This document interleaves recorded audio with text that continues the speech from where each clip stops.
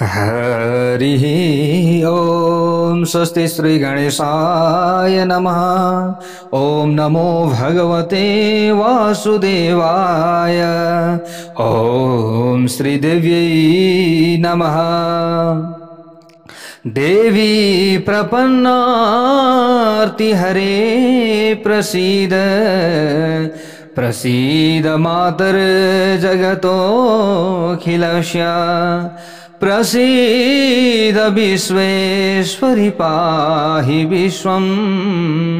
त्वमीश्वरी देवी चराचरस्य।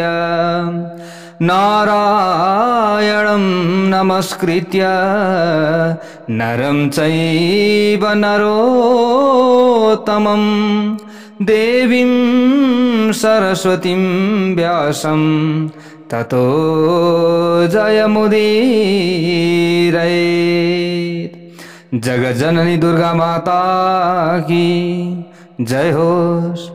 Para भक्त भागवतहरू, तपाईं हामी श्रीमद्देवी भागवत महापुराण श्रवण गर्दै आउने क्रममा आजको नयाँ भाग 98 मा उपस्थित भइसकेका छौं। जय बोलौं जगज्जननी दुर्गा माता की जय होस्। प्यारा भक्त भागवतहरू, अब हामीले कथा श्रवण गर्दै आउने क्रममा यहाँ जहाँ भगवान श्रीहरि नारायण मर्त्यलोकमा आउनु भएको थियो, के को रूपलाई धारण गरेर? घोडाको रूपलाई धारण गरेर। किन आउनु परेको थियो त भन्दा अगाडि नै भगवती लक्ष्मी त्यहाँ आफ्नै पतिको श्रापका कारणले गर्दा घोडी बनेर आइसक्नु भएको थियो। ल हेर्नुहोस् है प्यारा भक्त भागवतहरू, त यो कथा हामीले अगाडि श्रवण गरिसकेका छौं। प्यारा भक्त भागवतहरू, त उहाँहरूबाट एउटा सन्तान जन्मिएको थियो। हरिवर्माले पछि लगेर पालेका थिए। ती सन्तानको नाम थियो एकवीर। हरिवर्माले एकवीरलाई राजा बनाइदिएर प्यारा भक्त भागवतहरू आफू वनतिर गए। पछि इन्द्रको लोकलाई हरिवर्माले प्राप्त गरे। तब एक दिन के भयो त भन्दा एकवीर आफ्ना सेना मन्त्रीहरूका साथमा घोडामा सवार भएर गंगाजीको तटतिर गएका थिए। जंगलको छेउछाउतिर हिँड्दै गएका थिए। त जाँदा एउटा चाहिँ सुन्दरी जहाँ रोइरहेकी थिइन् त्यहाँ पुगेछन् यी एकवीर। गएर यसो हेरे, ओहो यो निर्जन वनमा यी सुन्दरी किन रोइरहेकी होलिन्? के भयो होला? यिनलाई छेउमा गएर सोधनी गरे, हे देवी, तिमी यहाँ किन यो निर्जन वनमा एक्लै रोइरहेकी छौ? किन चिन्ता पर्यो तिमीलाई? किन कष्ट पर्यो? के भयो? केही न केही चिन्ता, केही न केही कष्ट नपरिकन त तिमीले पक्कै पनि यहाँ रुनु परेको छैन। केही न केही त समस्या होला नि त। ल बताऊ। मेरो सामुन्नेमा यसरी बतायो भने तिम्रो मनोकामना सबै पूरा हुनेछ, तिम्रो उद्धार म गर्नेछु भनेर यस्ता प्रकारले अब ती एकवीरले भनिसकेपछि ती जो कन्या थिइन् ती कन्याले भनिन्, हे राजन, तपाईको छिमेकी राज्यमा के तपाईको छिमेकी राज्यमा एकजना रैभ्य नाम गरेका धार्मिक राजा हुनुहुन्छ। कुनै न कुनै कारण बेगर त म रोएकी छैन। सुन्नुहोस् है, म रुनुपर्ने कारण के छ म बताउँदैछु। तपाईको छिमेकी राज्यमा रैभ्य नाम गरेका एकजना धार्मिक राजा हुनुहुन्छ। उनकी पत्नीको नाम हो रुक्मरेखा। त रुक्मरेखाबाट सन्तान भएनन्। त सन्तान नभइसकेपछि अब के हो त भन्दा पुत्रेष्टि यज्ञ भयो। त गुरुजीलाई बोलाएर पुत्रेष्टि यज्ञ गरियो। हवन कुण्डबाट एउटी कन्या प्रकट भइन्। जगज्जननी दुर्गा माता की जय होस्। होता सनात समुद्भूता होत्रा सा स्वीकृता तदा होता प्रोवाच राजानं गृहीत्वा तां सुमध्यमां। यज्ञमा वरण गरिएका ब्राह्मणले अग्निबाट उत्पन्न भएकी ती कन्यालाई झिकेर बाहिर राखे। अत्यन्त राम्री सुन्दरी कन्या अग्निबाट प्रकट भइन्। ल हेर्नुहोस् है प्यारे भक्त भागवतहरू, अब त्यस पछाडि ती सुन्दर कन्यालाई लिएर होता ब्राह्मण राजा रैभ्य समक्ष गएर भन्न लागे। के भन्छन् त यिनले? हे महाराज, यज्ञ कुण्डबाट पैदा भएकी सम्पूर्ण उत्तम लक्षणले सम्पन्न यी छोरीलाई तपाईले ग्रहण गर्नुहोस्। हवन गर्दा अग्निबाट उत्पन्न भएकी कन्या मोतीको माला जस्तै चहकिली देखिन्छन्। तपाईँ सन्तान नभएर चिन्तित हुनुहुन्थ्यो होइन? लौ त सन्तान भएकी छन्, लिनुहोस् भनेर अब राजालाई जिम्मा दिए। भने हे राजन, यी कन्या जगतमा एकावली नामबाट प्रसिद्ध हुनेछन्, चिन्ता नगर्नुहोस् भनेर यसरी यस्ता प्रकारले जिम्मा दिए। ब्राह्मणले पुत्र समान प्रभाव भएकी यी कन्यालाई प्राप्त गरेर हजुर सुखी होइबक्सनुहोला। हे महाराज, अब तपाईँ सन्तोष गर्नुहोस्। भगवान विष्णुले हजुरलाई कन्या दिनुभएको छ। यज्ञ रूप भगवान श्रीहरि विष्णु नै हुनुहुन्छ, त्यसै कारणले गर्दा उहाँले नै तपाईँलाई कृपा गर्नुभएको छ। लौ लिनुहोस् भनेर जिम्मा लगाइदिए। त यस्ता प्रकारले जिम्मा लगाइदिइसकेपछि होता ब्राह्मणका कुरा सुनेर राजा रैभ्यले सुन्दर कन्यालाई नजर गरे। त्यो समयमा हेरे नि, कन्यातर्फ हेरे त उक्त कन्यालाई अति प्रसन्न भएर हातमा लिए पनि राजाले। अब सुन्दर अनुहार भएकी ती कन्यालाई लिएर उनले आफ्नी पत्नी रुक्मा रेखालाई अर्पण गरे। लौ त देवी, सन्तान भएनन् भनेर चिन्तित थियो, लौ त सन्तान भइन्, लुल्याऊ भनेर काखमा राखिदिए। त्यहाँ भक्त भागवतहरू र भने हे सुन्दरी, यी छोरीलाई स्वीकार गर। आफ्नी पत्नीलाई यसरी भने। रैभ्यले कमलका पात जस्ता आँखा भएकी सुन्दर कन्यालाई पाएर रानी पनि निकै खुसी हुँदी भइन्। त्यो समयमा उनलाई यस्तो लाग्यो कि मैले उत्तम पुत्र रत्न प्राप्त गरेको छु। त्यसपछि राजा रैभ्यले ती कन्याको जात कर्म आदि मङ्गलिक कार्य पनि सम्पन्न गरे। छोरा जन्मिँदा जे जति कर्म गरिन्छ ती सबै छोरीको जन्म हुँदा पनि गरियो। उनले ती कर्मलाई कुनै भुलचुक नगरिकन विधिपूर्वक सम्पन्न गरे। यज्ञ सम्पन्न गरेर राजा रैभ्यले ब्राह्मणहरूलाई धेरै धेरै धेरै भन्दा धेरै दक्षिणा पनि दिए। सबै ब्राह्मणलाई श्रद्धा पूर्वक विदा पनि गरे र आनन्दको अनुभव गरे। यी राजाले काला नेत्र भएकी ती कन्या पुत्रहरूको वृद्धि भए सरी दिनै बढ्न थालिन्। रानीले छोरीलाई देखेर आफूलाई सच्चा पुत्रवती नारी सम्झी आनन्दको अनुभव पनि गरिन्। त्यो समयमा अब के हो त, यस्ता प्रकारले त्यस दिन महलमा पुत्र जन्मको अवसरमा जसरी जन्मोत्सव मनाइन्छ त्यसरी नै उत्सव मनाइयो। छोराछोरी सबै समान हुन्। यस्ता प्रकारले उत्सव मनाइयो। ती कन्या राजा रानी दुवैका लागि छोरा झैँ प्यारी हुँदी भइन्। ल हेर्नुहोस् है, त छोराछोरी सबै एउटै हुन् नि त, होइन? तर कहीँ कहीँ भेदभाव पनि गर्छन् अझै, तर त्यसरी गर्न हुँदैन। प्यारा भक्त भागवतहरू, हे राजकुमार, अब यहाँ यस्ता प्रकारले मैले तपाईँसँग मेरो कथाको पृष्ठभूमि बयान गरेँ। अब यी कन्याले जहाँ जङ्गलमा रुँदै थिइन् एकवीरसँग यसरी सारा वृत्तान्त बयान गरिन् र भनिन् उनले मैले यसरी बयान गरेँ। हे कामदेव झैँ सौन्दर्य र रूपले सुहाउनु भएका राजा, म यहाँ विलाप गर्ने कन्या उनै राजा रैभ्यका मन्त्रीकी छोरी हुँ। के रैभ्यका मन्त्रीकी छोरी म हुँ। मेरो नाम यशोवती हो। राजा रैभ्यकी कन्या एकावली र म एउटै उमेरका छौँ। एकावलीका साथ खेल्नका लागि राजाले मलाई कन्याकी सङ्गिनी बनाइदिनु भयो। यसरी म एकावलीकी सङ्गिनी बनेर प्रेमपूर्वक प्रतिदिन उनैका साथमा रहन लागेँ। बिस्तार बिस्तार मेरो पृष्ठभूमि यस्तो छ त एकावली जहाँ जहाँ सुगन्धित कमल नजर गर्दथिन् त्यहाँ खेल्न थाल्थिन्। उनलाई अन्यत्र कतै पनि सुख प्राप्त हुन्न थियो। एक दिनको कुरा हो, एक पटकको कुरा हो, गङ्गाजीको तटमा भित्रै धेरै कमल फुलेका थिए। राजकुमारी एकावली म र अरू सङ्गिनीहरूका साथ घुम्दै घुम्दै कमलको नजिकै पुग्यौँ। त्यो फुलेको कमलको छेउमा पुग्यौँ। एक दिन यस्तो भयो त मलाई चिन्ता लाग्यो। मैले राजा रैभ्यसँग बिन्ती गरेँ, हे राजन, हजुरकी राजकुमारी एकावली हामीसँग सँगै जाँदा जाँदै गङ्गाभित्र कमल पङ्क्ति देखेर हामीलाई छाडी धेरै भित्र टाढा पुगिसकेकी छन्। उनी त अहिले निर्जन वनमा गई होलिन्। यसरी मैले बिन्ती गरेँ। उनी हराइसकेपछि मैले रैभ्यका छेउमा गएर बिन्ती गरेँ। यसरी बिन्ती गरेपछि राजा रैभ्यले अब गङ्गा तटमा जान हुँदैन, घरमै मैले राम्रा राम्रा जलाशय निर्माण गराएँ, कमलका फुल फुलाउँछु भन्ने आशय गरे। रैभ्यले अब छोरीलाई यसरी जङ्गलतिर पठाइयो भने भोलि समस्या हुन्छ भनेर राजाले आफ्नै दरबारमा त्यो बन्दोबस्त गरे। अब यो आशयले जलाशयको निर्माण पनि गराए। जलाशयमा कमल रोप्न पनि लगाउनु भयो राजाले। ती कमल फुल्न पनि थाले र भौराहरूले कमलको रस चुम्बन पनि गर्न थाले। राजाले एकावलीलाई आफ्नो दरबारबाट बाहिर टाढा कतै जान दिनु भएन। अब भित्रै राखेको राखै गर्न लाग्नुभयो। यसो हो तापनि कमलमा अत्यन्त आसक्ति राख्ने एकावली कहिलेकाहीँ झुक्क्याएर बाहिर पनि जाने गर्दथिन्। उनलाई लुकेर बाहिर जाने गरेको यस्ता प्रकारले देखिसकेपछि रैबियाले लुकेर जान्थिन् नि त खालि बाहिर। अब भित्रै मात्र खेल्नुपर्ने, बाहिर जान रुचाउँथिन् उनी। लुकेर जाँदाखेरि रैबियाले हातमा शस्त्र धारण गरेका सिपाही नियुक्त गरिदिनु भयो। लौ त खालि यहाँ भित्र यस्तो व्यवस्था हुँदा पनि बाहिर कुद्ने तिमी भनेर अब त्यहाँनिर रक्षार्थ सिपाही पनि खटाइयो, बाहिर जानका लागि नदिन। यसरी रक्षित भएर दरबारमा रहेकी ती सुन्दरी एकावली म लगायत आफ्ना सङ्गिनीहरूका साथ क्रीडाका निमित्त कहिलेकाहीँ गङ्गा तटमा पनि जाने गर्थिन्।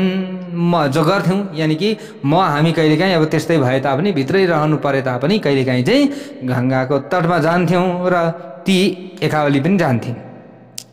अब के भयो त यशोवती भन्दछिन् प्रातरुत्थाप्य तनुभङ्गी चलिता च सखी युता चामरैर्विद्यमाना सा रक्षिता बहुरक्षिभिः। हे राजन, एक दिन सुन्दरी राजकुमारी एकावली प्रातःकालमा जागा भइछिन् र जागा भइसकेपछि आफ्ना सङ्गिनीहरूका साथ महलबाट बाहिर निस्किन्। उनका वरिपरि अनेक सुरक्षाकर्मी तैनात थिए। तिनलाई अनेक परिचारिका एवं परिचरहरूले चवर डुलाएर सेवा गरिरहेका थिए। हे राजेन्द्र, सुन्दरी एकावली कमल लताको समीपमा क्रीडा गर्न आएकी थिइन्। म पनि कमल क्रीडा गर्न मन पराउने यी सुन्दरी कन्याका साथ गङ्गा तटमा आएकी थिएँ। अब के भयो त यस्ता प्रकारले हामी आयौँ। म र एकावली दुवै क्रीडामा व्यस्त थियौँ। त्यस बेला के भयो त भन्दा आफ्ना हातहरूमा परिगा तरबार गदा धनु बाण र तोमर धारण गर्ने अनेक रक्षकहरूका साथ काल केतु नामक दानव हाम्रा सामु आइपुग्यो। अब यिनले भनिराखेकी छिन् यी यशोवतीले त त्यो दानव हाम्रो सामुनेमा आइपुग्यो। काल केतुले सुन्दर कमल पुष्प खेलाएर रमाइरहेकी रूप र यौवनले सम्पन्न र सौन्दर्यका कारण दोस्री रति झैँ लाग्ने राजकुमारी एकावलीलाई देख्यो। ल हेर्नुहोस् है, अब यो दुष्टले देख्यो। अब के भयो त भनेपछि यसरी देखिसकेपछि राक्षसलाई देखेर मैले एकावलीलाई भने त्यो समयमा, हे कमल नयनी राजकुमारी, हेर्नुहोस् हेर्नुहोस् त हाम्रा सामु कुन दैत्य आइरहेको छ। ल हेर्नुहोस्, अब हामी सुरक्षाका लागि रक्षकहरूको बिचमा पुगौँ, होइन भने हामी अपहरण हुन्छौँ, हामीलाई लान्छन् यिनीहरूले, त भागिहालौँ यहाँबाट। हे राजकुमार, यसरी विचार विमर्श गरेर एकावली र म दुवै डराएर द्रुत गतिमा शस्त्रधारी सैनिकहरूको माझमा हामी हतार हतार दगुर्दै पुग्यौँ। कालकेतु दानव एकावली जस्ती मोहिनी र सुन्दरीलाई नजर गरेर उनको सौन्दर्यले मोहित र कामातुर पनि भयो। त्यस पछाडि हातमा गदा लिएर दगुर्दै नजिकमा आइपुग्यो। त्यसले एकावलीको वरिपरि रहेका सैनिकहरूलाई हटाई डराइएकी, काँपिरहेकी र रोइरहेकी कृशोदरी एवं कमल नयनी एकावलीलाई समात्न पुग्यो। त्यो समयमा हेर्नुहोस् है, हे राजन, यसरी समात्न पुग्यो। यी राजकुमारीलाई छाडिदिनुहोस्, बरु मलाई लैजानुहोस् भनेर मैले बारम्बार अनुनय विनय गरेँ। त्यो समयमा यिनलाई छाडिदिनुहोस्, यिनलाई छाडिदिनुहोस्, यदि यिनलाई हामीले लिएर गएनौँ भने राजाले हामीलाई बाँकी राख्ने छैनन्, बरु मलाई लानुहोस्, यी राजकुमारलाई छाडिदिनुहोस् भनेर मैले अनुनय विनय गरेँ। कालकेतुले मलाई स्वीकार गरेन। त्यो समयमा कामार्थ कालकेतु मेरी सङ्गिनी एकावलीलाई लिएर त्यहाँबाट प्रस्थान गर्यो। एकावलीका रक्षक सैनिकहरूले पर्ख भनी महाबली कालकेतुलाई रोकेर अद्भुत युद्ध पनि गरे। आफ्ना राजा कालकेतुको कार्य सिद्धिका लागि तत्पर हातमा शस्त्र धारण गरेका निर्दयी राक्षसहरूले पनि एकावलीका सुरक्षा सैनिकहरूसँग भयङ्कर युद्ध पनि गरे। अब त्यो युद्धमा के भयो त भन्दाखेरि फेरि कालकेतु र एकावलीका रक्षक सैनिकहरूका बीचमा पनि युद्ध भयो। महाबली कालकेतु सबै रक्षकहरूलाई मार्न सफल भयो र यसरी मारेर एकावलीलाई साथमा लिएर राक्षस सैनिकहरूका साथ आफ्नो नगरतर्फ लाग्यो। त कालकेतुद्वारा अपहरण गरिएकी सुन्दरी राजकुमारीलाई रोइरहेकी देखेर म पनि उनकै पछि पछि हिँड्न थालेँ। कालकेतुद्वारा समातिएर हिँड्न विवश भएकी र रोइरहेकी ती एकावली जहाँ जहाँ पुर्याइन्थिन् म त्यहाँ त्यहाँ पुग्थेँ। रोइरहेको अवस्थामा पछि फर्केर हेर्दा उनले मलाई देख्न सकुन् भन्ने मेरो चाहना पनि थियो।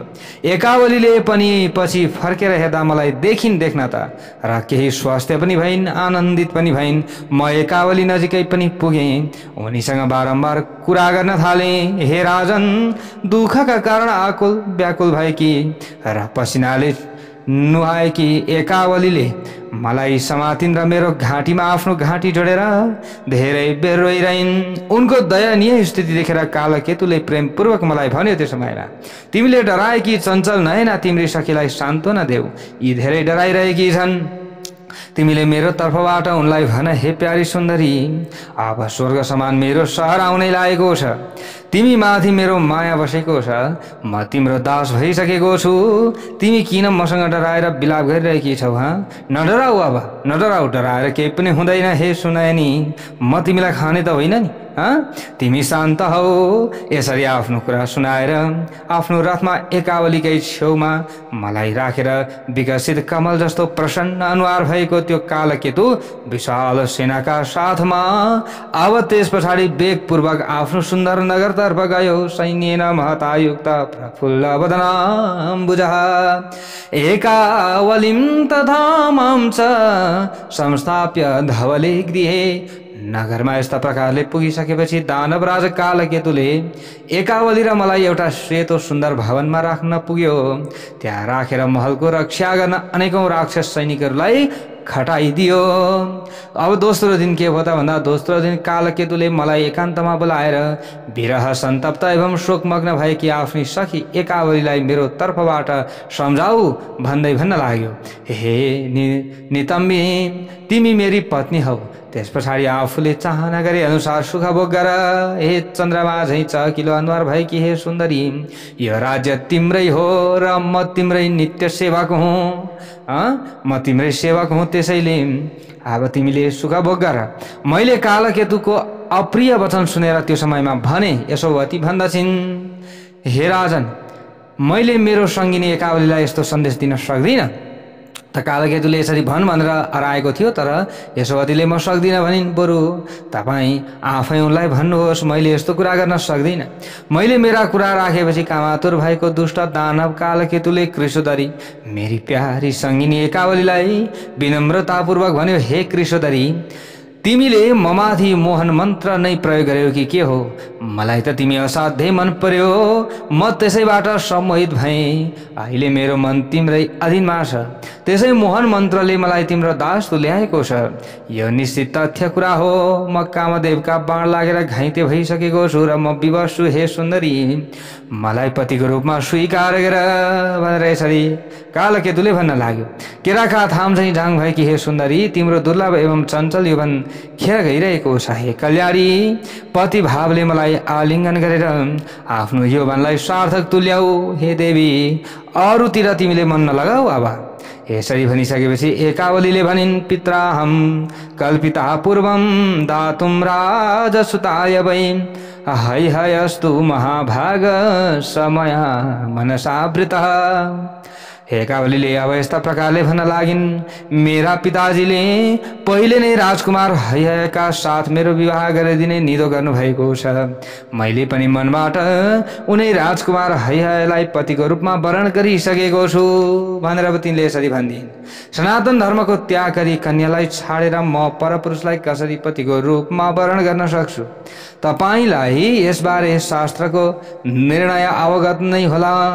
पिताले आफ्नी कन्यालाई जसका हातमा सुम्पिदिन्छन्, कन्याले तिनै पुरुषलाई पतिको रूपमा प्राप्त गर्दछिन्। पति वरणको प्रसङ्गमा कन्या पराधीन हुन्छन्, कहिले पनि स्वतन्त्र हुँदिनन्। यो मलाई थाहा छ भनेर यसरी भन्दछिन् उनी। हे राजकुमार, एकावलीद्वारा यसरी भनिएपछि पापी कालकेतु राजकुमारीको सौन्दर्य एवं यौवनद्वारा सम्मोहित भएका कारण आफ्नो निश्चयमा अडिग रह्यो। त्यसले विशाल नयना राजकुमारी र मलाई यताउति चल्न दिएन। त्यो समयमा रोकेर राख्यो। त यस्ता प्रकारले कालकेतुको नगर अत्यन्त साँघुरो अथवा सङ्कटपूर्ण पातालको एउटा कुनामा रहेको छ।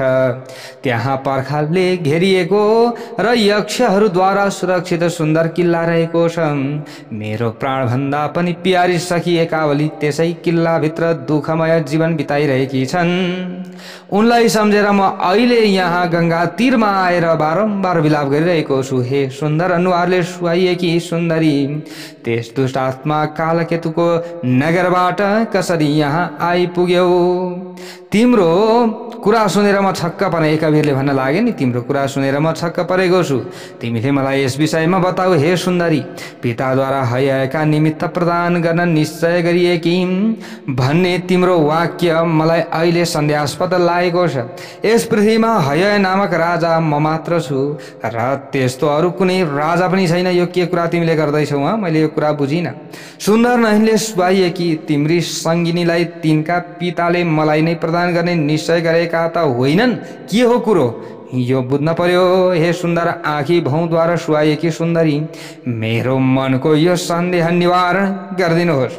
यदि साँच्चीकै मलाई नै दिने निश्चय गरेका रहेछन् भने मैले त्यस अधम राक्षसलाई मारिदिन्छु र मारेर एकावलीलाई मुक्त गराएर लिएर आउनेछु।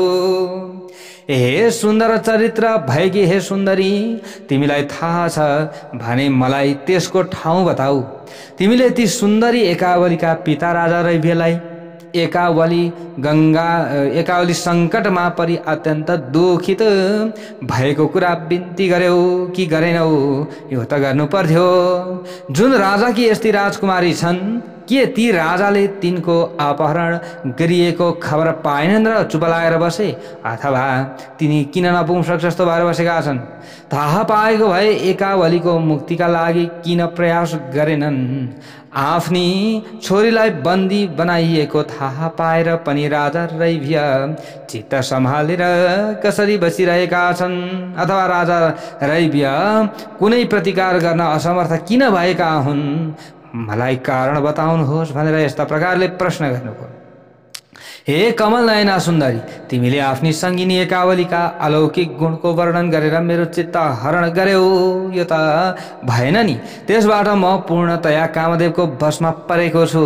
अहिले मेरो मनरथ यही छ कि प्यारी ती एकावलीलाई ठुलो विपत्तिबाट मुक्त गरेर कहिले दर्शन गर्नेछु। उसो भए हयवंशी राजा त म मात्रै छु।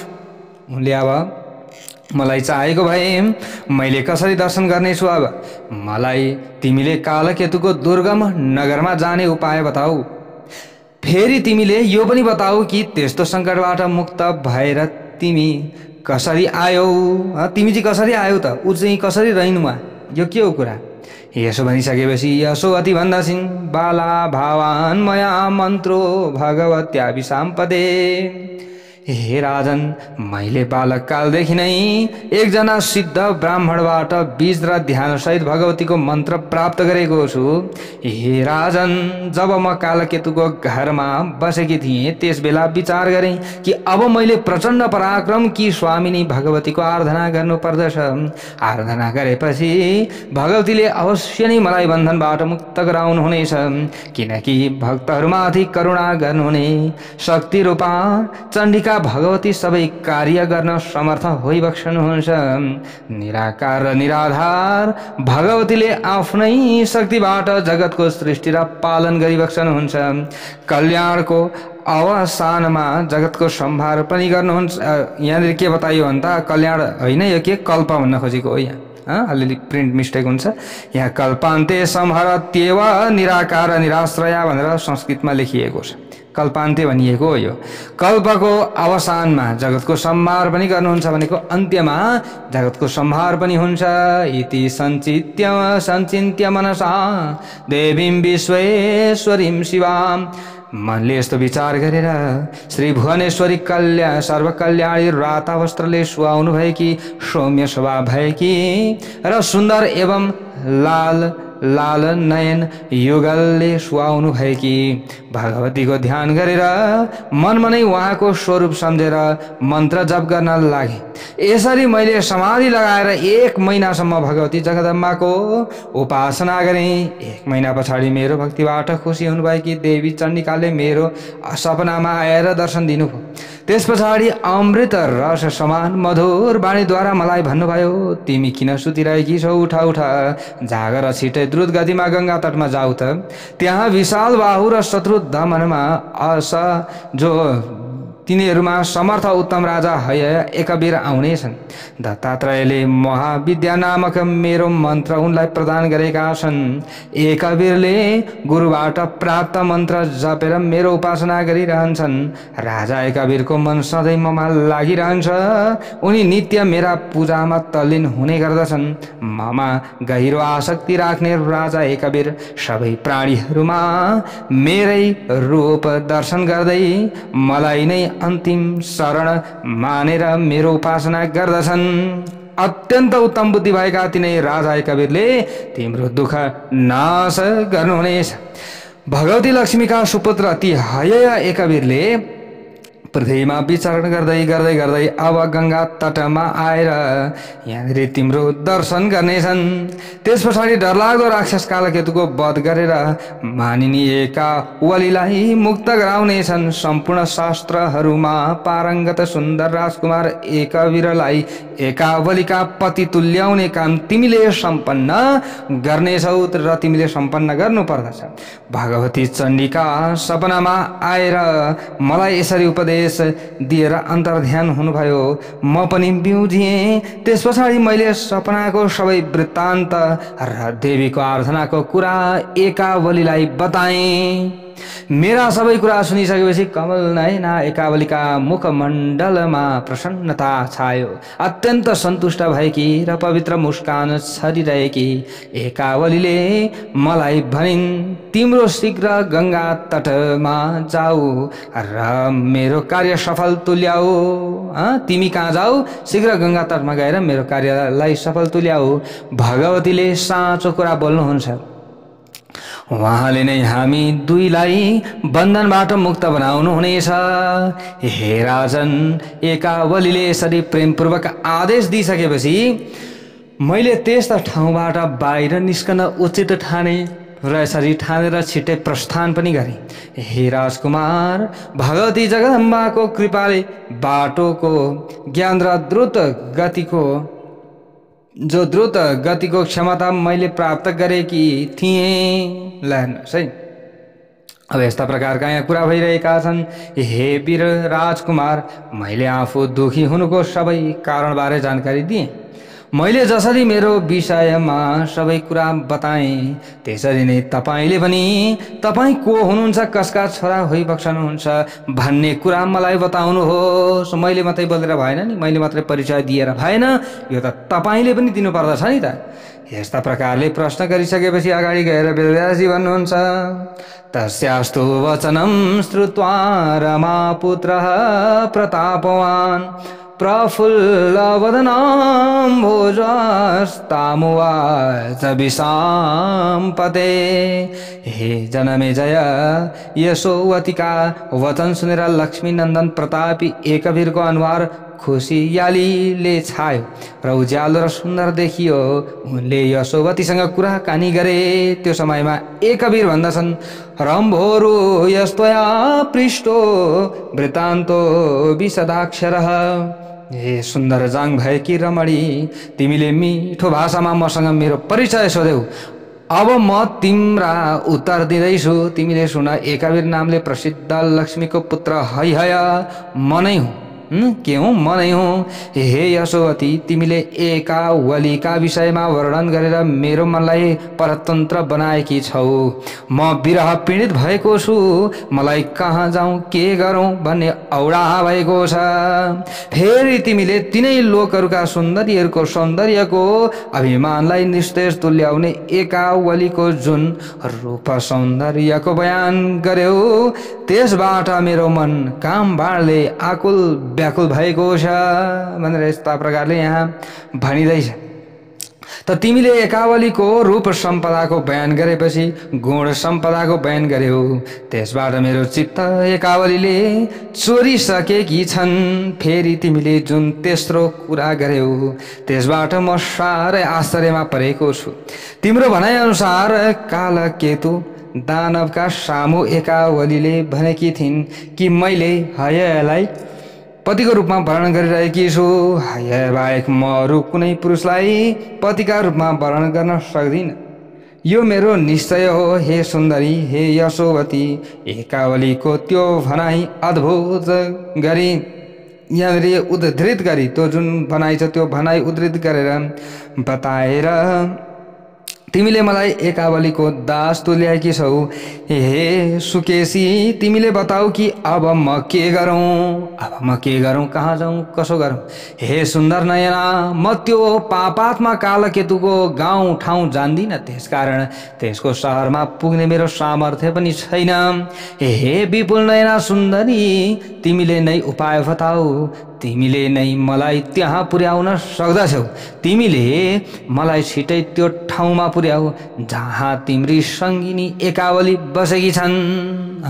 त्यहाँनिर पुर्याऊ भनेर यसरी यहाँनिर बताइसकेपछि अब प्यारा भक्त भागवतहरू यहाँ भन्नुहुन्छ, मैले त्यस क्रूर राक्षसको वध गरेर भर्खरै दानवको क्रूर पन्जामा रहन बाध्य भएकी शोकको तापले डढेकी तिम्री प्रिय सखी राजकुमारलाई मुक्त गराउनेछु।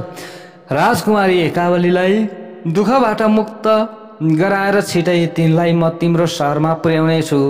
त्यहाँ पुर्याएपछि तिनलाई तिनकै पिताको जिम्मा लगाइदिनेछु।